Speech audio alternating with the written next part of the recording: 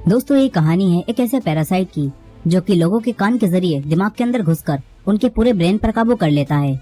अब वो पैरासाइट इंसानों को काबू करके उनसे क्या क्या करवाएगा, चलिए देखते हैं इस पूरी कहानी में। तो कहानी की शुरुआत में हम कई सारे पैरासाइट और अजीबोगरीब क्रिएचर्स को देखते हैं जो कि गंदे समुद्र से बाहर आकर अब शहर की तरफ बढ़ने लगते हैं। इसके बाद हम एक हस्बैंड और वाइफ को देखते हैं जो कि आराम से सो रहे थे, लेकिन तभी एक पैरासाइट यहाँ आकर उस आदमी के कान के अंदर घुस जाता है।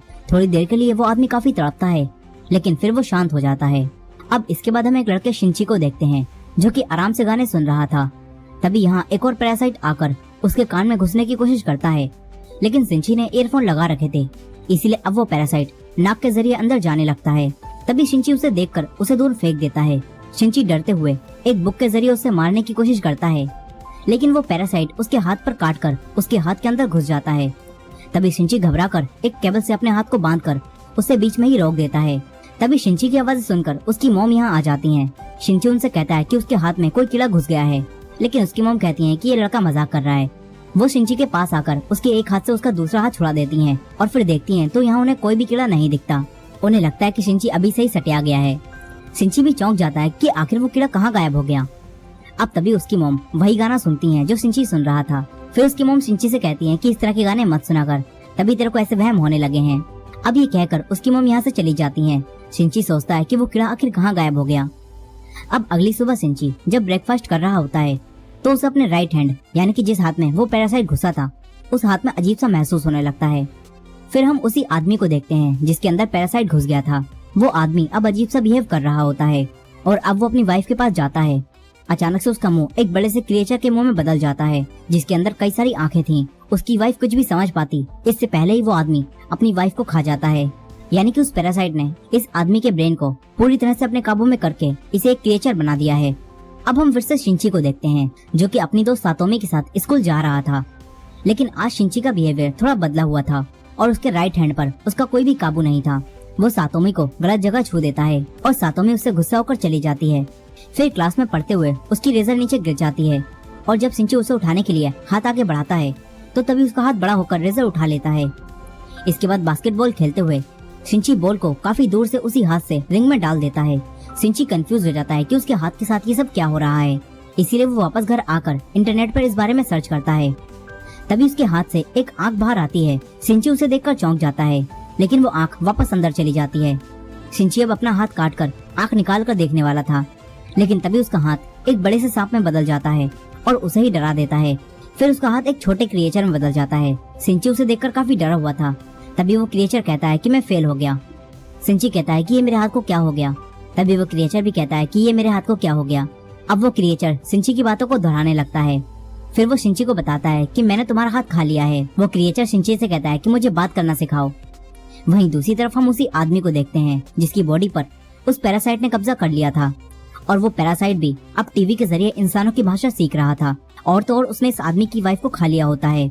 अब अगले दिन सुबह शिंची जब सोकर उठता है तो वो देखता है कि वही क्रिएचर जो कि उसके हाथ से जुड़ा हुआ है वो उसका लैपटॉप और बुक से इंसानों से जुड़ी इन्फॉर्मेशन पढ़ रहा है।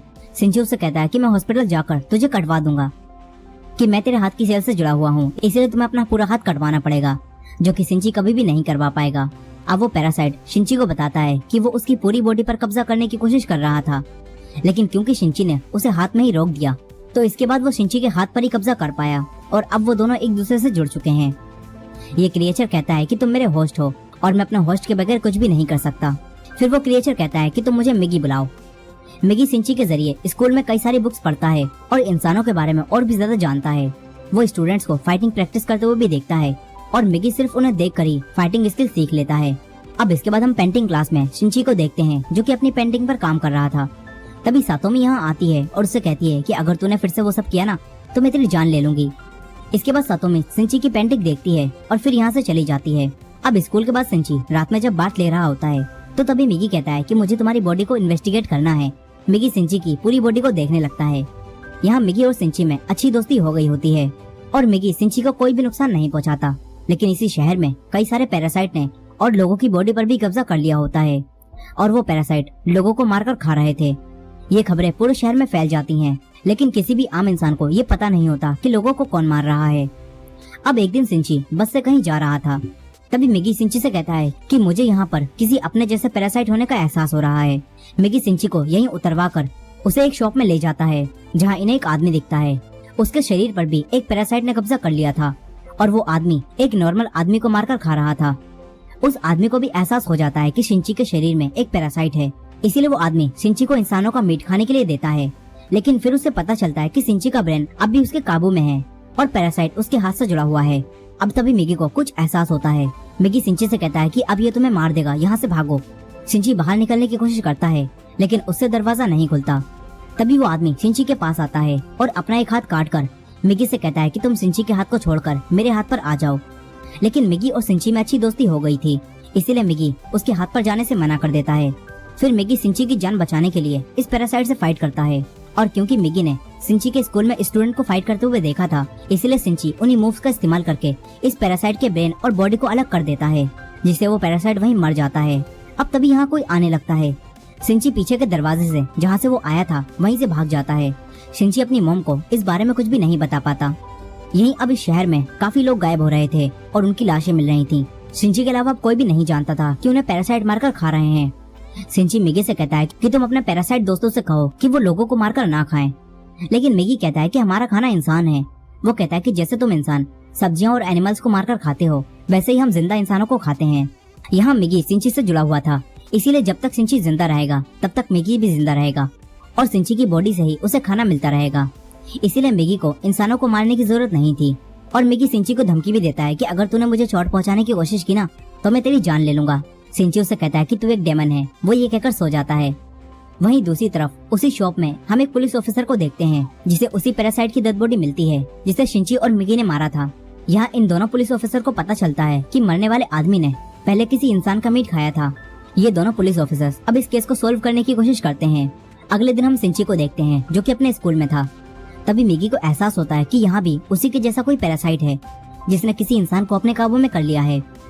तभी इनके प्रिंसिपल इनकी नई टीचर तामिया रियोको को इनसे इंट्रोड्यूस कराते हैं। मिगी और शिंची समझ जाते हैं कि तामिया ही वो पैरासाइट है। यहीं तामिया भी अपने पैरासाइट सेंस की मदद से ये समझ जाती है कि शिंची भी एक पैरासाइट से जुड़ा हुआ है। फिर इसके बाद शिंची तामिया के पास जाता है। तामिया उससे कहती है कि मुझसे डरो मत, ये तामिया पैरासाइट बाकी पैरासाइट से बिल्कुल अलग होती है और इस पैरासाइट को एक्सपेरिमेंट करने का काफी शौक होता है। यहाँ तक कि इसने एक दूसरे पैरासाइट के साथ मिलकर अपनी इस बॉडी को प्रेग्नेंट भी कर लिया होता है ताकि वो ये देख सके कि इस तरह जन्म लेने वाला बच्चा आखिर क्या बनेगा। यहाँ शिंची उससे कहता है कि तुम यहाँ स्कूल में क्या करने आई हो। इस पर वो कहती है कि मैं बस नॉर्मल लोगों की तरह जीना चाहती हूँ। वो शिंची से कहती है कि मैं तुमसे और बात करती लेकिन तुम्हारी गर्लफ्रेंड हमें देख रही है और कहीं उसे ऐसा न लगे कि तुम नई टीचर को देखकर उसे भूलकर नई टीचर पर फिदा हो गए हो।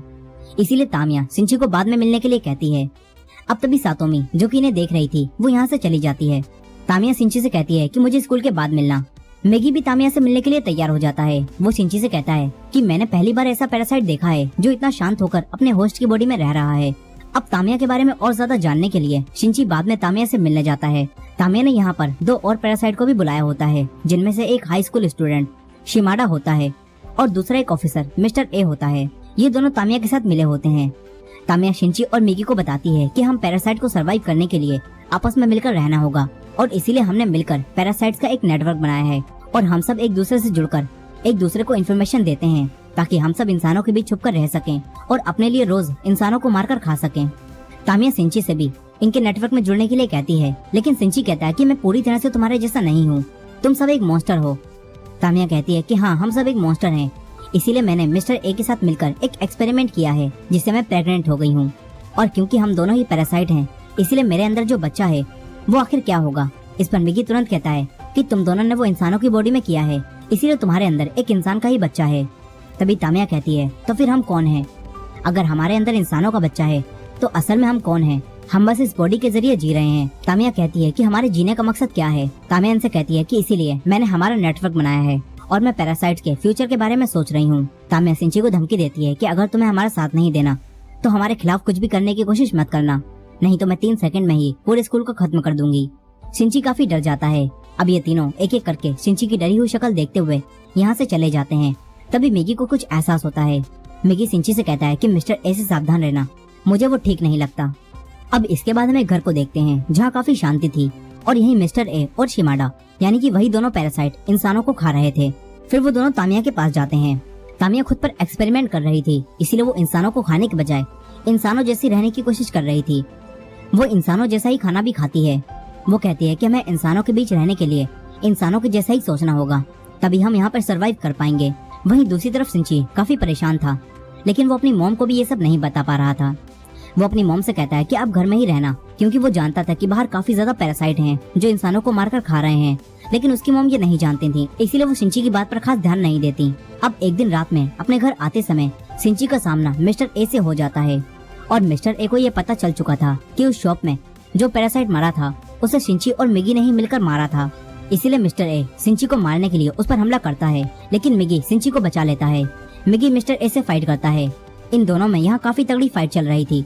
तभी सिंची आगे बढ़कर मिस्टर ए के अंदर एक लोहे का पाइप घुसा देता है, जिससे मिस्टर ए की बॉडी से खून बहने लगता है। और क्योंकि ये पैरासाइट एक इंसान की बॉडी में था, इसीलिए ये बॉडी कमजोर होने की वजह से पैरासाइट भी कमजोर होकर वहीं गिर जाता है। सिंची तुरंत यहाँ से भागकर अपने घर आ जाता है, लेकिन वहीं वो पैरासाइट अपनी बॉडी से रोड आर पार कर देता है, जिससे खून बहना बंद हो जाता है और वो पैरासाइट जिंदा बच जाता है। लेकिन उसे सरवाइव करने के लिए अब एक नई बॉडी चाहिए थी। तभी इस रास्ते से सिंची की मॉम गुजरती हैं, और ये पैरासाइट मिस्टर ए की बॉडी को छोड़कर सिंची की मॉम की बॉडी में चला जाता है। फिर थोड़ी देर बाद मिगी को एहसास होता है कि मिस्टर ए वाला पैरासाइट उनकी तरफ ही आ रहा है। वो सिंची को छुपने के लिए कहता है। सिंची एक चाकू लेकर वहीं छुप जाता है। तभी उसकी मॉम घर में आती हैं। मिगी समझ जाता है कि मिस्टर ए वाला पैरासाइट अब उसकी मॉम की बॉडी में आ गया है, लेकिन सिंची के लिए ये विश्वास कर पाना काफी मुश्किल था। तभी वो पैरासाइट डायरेक्ट सिंची के हार्ट पर हमला करता है और उसके हार्ट को जख्मी कर देता है। सिंची वहीं गिर जाता है। सिंची की बॉडी में अब एक छेद हो जाता है। फिर वो पैरासाइट यहाँ से कहीं और चला जाता है। यहीं सिंची अब मर रहा होता है, लेकिन मिगी सिंची को बचाने के लिए उसके हाथ से निकलकर उसकी बॉडी में चला जाता है। धीरे धीरे समय बीतता है और कुछ दिन बीत जाते हैं। मिगी सिंची के हाथ में दोबारा से वापस आ जाता है और सिंची जाग जाता है। सिंची अब बिल्कुल ठीक हो गया होता है।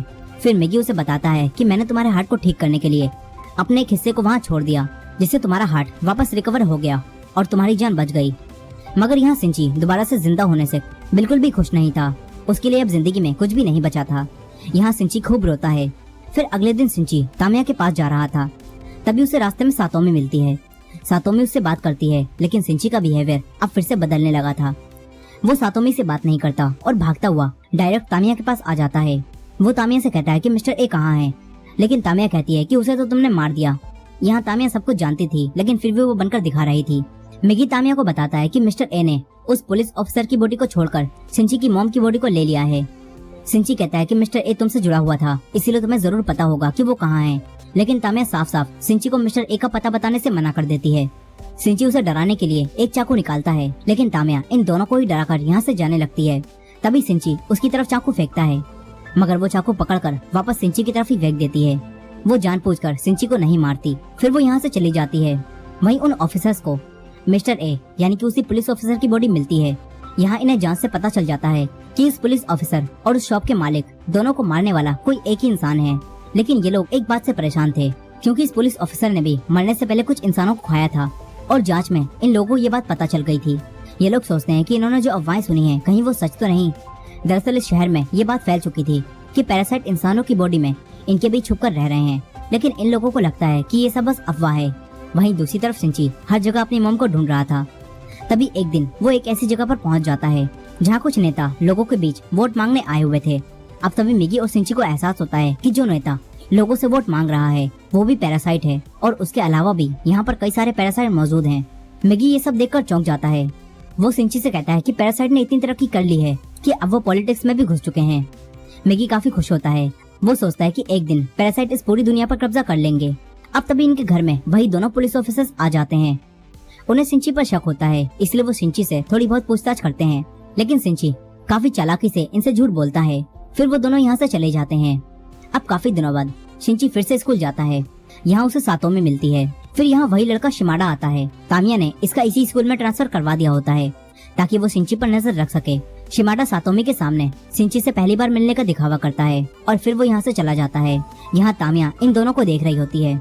दरअसल यहाँ शिमाडा और तामिया को ये पता चल रहा था कि जब से मिगी ने अपनी सेल्स की मदद से सिंची की जान बचाई है, तब से सिंची की बॉडी में बदलाव हो रहा है। और वहीं दूसरी तरफ मिगी को भी ये सब पता चल जाता है। वो सिंची को ये सब बताता है। अब इसके बाद मिगी सिंची को ये बताता है कि जब से मैंने तुम्हारी जान बचाई है, तब से मुझे भी कुछ प्रॉब्लम्स हो रही हैं। मिकी कहता है कि मुझे ठीक रहने के लिए हर दिन 4 घंटे सोना होगा और जब मैं सो रहा होऊंगा तो मैं किसी भी तरह तुम्हारी मदद नहीं कर सकता। अब ये कहने के बाद मिकी तुरंत सो जाता है।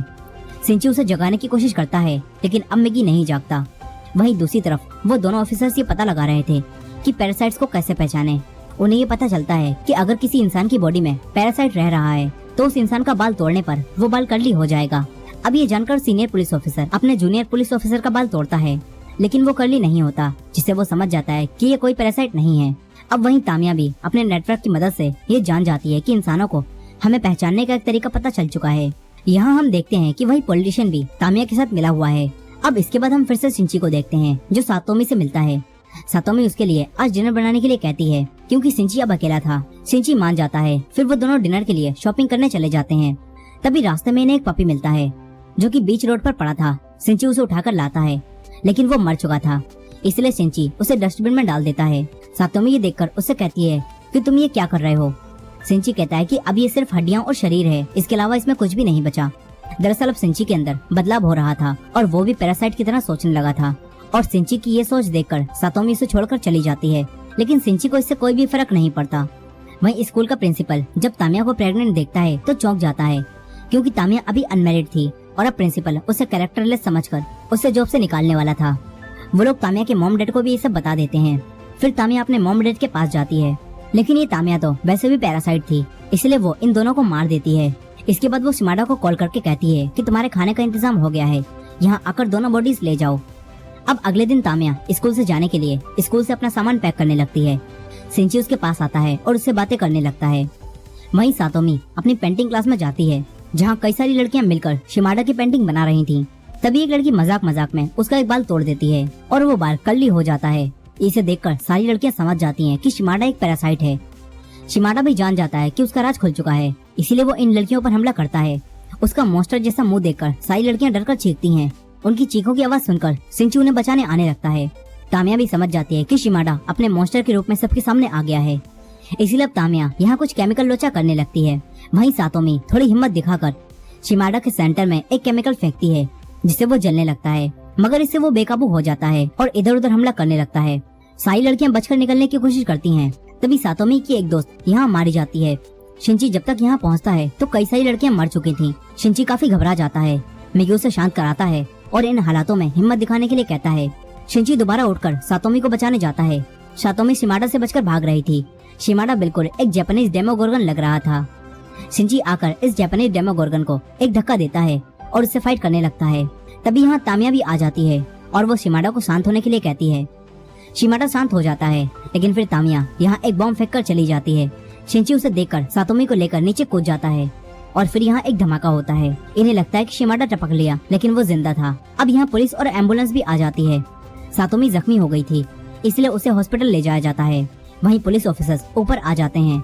तभी शिमाडा आकर इन पर हमला करता है और इन्हें मार देता है। शिमाडा स्कूल की छत पर जाने लगता है। मिगी सिंची को ये बताता है और शिंची एक दूसरी बिल्डिंग पर जाकर एक लोहे की रोड लेकर मिगी को एक धनुष बनाता है और फिर इस लोहे की रोड को एक तीर की तरह शिमाडा के अंदर घुसा देता है। इससे शिमाडा वहीं मर जाता है। इसके बाद शिंची यहाँ से जाने लगता है। तभी यहाँ तामिया भी आ जाती है और वो उससे कहती है कि मैं अब थोड़े समय के लिए गायब हो जाऊंगी। तामिया सिंची को मिस्टर ए यानी कि उसकी मॉम का एड्रेस देती है। सिंची उस एड्रेस को ले लेता है। अब कुछ समय बाद यहाँ वही दोनों ऑफिसर आते हैं और जब वो दोनों ये पता लगा रहे होते हैं कि शिमाडा कैसे मरा तो उन्हें पता चल जाता है कि उस पर किसी ने दूसरी बिल्डिंग से हमला किया था, लेकिन इन्हें सिंची के बारे में भी कुछ भी पता नहीं होता। वहीं सिंची तामिया के दिए हुए एड्रेस पर पहुंच जाता है। यहाँ उसे उसकी मॉम मिलती है। सिंची उनका पीछा करते हुए एक ब्रिज के नीचे आ जाता है। तभी यहाँ मिगी को नींद आने लगती है। वो सिंची को ये बताता है और इस वक्त मिगी सिंची को बचाने के लिए एक हथियार बन जाता है। इसके बाद मिगी सो जाता है। अब तभी सिंची उसी हथियार की मदद से मिस्टर ए यानी कि अपनी ही मॉम से फाइट करता है। यहाँ सिंची अब काफी अच्छी फाइटिंग कर रहा होता है। वो मिस्टर ए को मारने वाला था।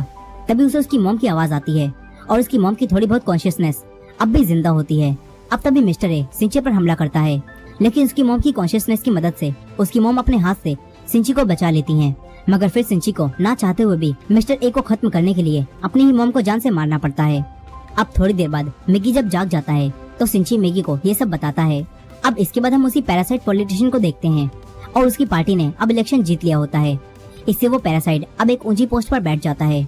लेकिन इसी दौरान उन्हीं दोनों पुलिस ऑफिसर्स को हेडक्वार्टर बुलाया जाता है और एक दूसरी टीम का चीफ इनसे पैरासाइट के बारे में सारी इन्फॉर्मेशन ले लेता है, क्योंकि अब इंसानों को ये पता चल चुका है कि पैरासाइट्स इनके बीच छुपकर रह रहे हैं और इसीलिए इंसानों को बचाने के लिए ये लोग एक ऑपरेशन चलाने वाले हैं जिसका नाम है ह्यूमन लाइफ प्रोडक्शन। अब इसके बाद हम उसी पॉलिटिशियन को देखते हैं जो कि तामिया के पास जाता है और इन दोनों के साथ अब एक काफी खतरनाक पैरासाइट भी होता है जिसका नाम गोटू होता है। और अब वो तामिया को बताता है कि वो सारी मैनकाइंड को खत्म कर देगा, लेकिन अब तामिया को अपने आने वाले बच्चे की चिंता होने लगती है। वहीं दूसरी तरफ सिंची हॉस्पिटल में सातोमी से मिलने जाता है और डिसाइड करता है कि वो अब सारे पैरासाइट को ढूंढकर उन्हें जान से मार देगा। इसी दौरान हम देखते हैं कि कोई सिंची पर नजर रख रहा है। वो सिंची और मैगी की एक साथ फोटो लेता है और इसी एंडिंग के साथ ये कहानी यहीं खत्म हो जाती है। ये कहानी कैसी लगी हमें कमेंट सेक्शन में जरूर बताएं। वीडियो को लाइक और शेयर करके हमारे चैनल को सब्सक्राइब करें और बेल आइकॉन प्रेस करें, जिससे आपसे आने वाली वीडियोस के नोटिफिकेशंस मिस ना हो। मिलेंगे आपसे एक और मूवी एक्सप्लेनेशन के संग। Till then bye bye, take care.